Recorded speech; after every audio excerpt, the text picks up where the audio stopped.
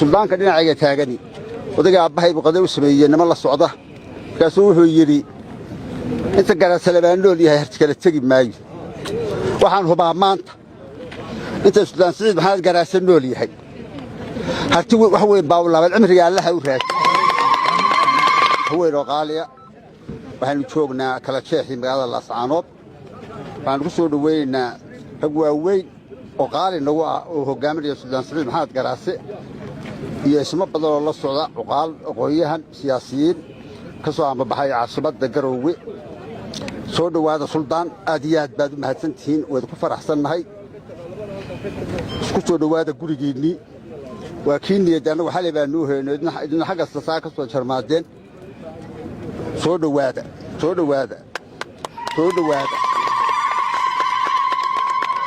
waxaan xusuustaa maalin buu Suldaanka dhinacayga taagani ودغا ابهي بقدو سمييه نما لا سocda kaasoo wuxuu yiri inta gaar salabaan loo leeyahay harti kala tagi maayo waxaan hubaa maanta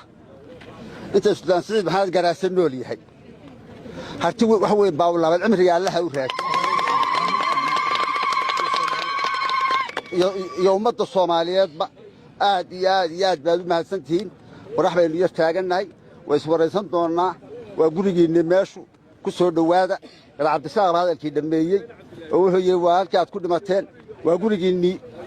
meesha aad ku dhimataan in looga mahad celimayo gurigeennii weeye anagu waa uu hooyanay kiinbaad ba timaadeen Soomaali weyn baa isugu timi sharaf bay kulligeen inoo tahay way soo dhaweynaa mar labaad iyo mar saddexaad iyo mar afraadba soo dhawaada Suldaan Allah ku barakeeyo ismada kaleba ilaahay cimriga ku barakeeyo aad iyo aad hadalkaaga iyo argaaga aan ugu faraxsan oo jecelahay wax kale ma ahayd ismada kale leeyahay wada ehelkii adigu aad ka duwan tahay ilaahay ku barakeeyo waagi halka ku socday bayaadan qoradan isaaq iska waalwaalay waxay yiraahdeen maalin uu yiri dhigoodu waa banaan yahay waxay yiraahdeen baldeenta garku leeyahay dadka halallaayo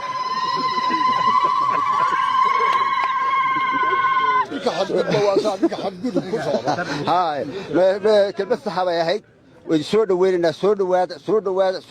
الله يدين بركة الله يدين شرفه سيدا الله شرفته الله يدين شرفه سيدا الصومال وشرفته الله يدين شرفه آديات وهنقول مهد علينا تدخل شرفته له تكن عاصمة جبل لأن الجرو ومقالة يدي تشرف له شرف قدر وضد كانوا كتش الله إذا دقن. السلام عليكم ورحمة الله وبركاته.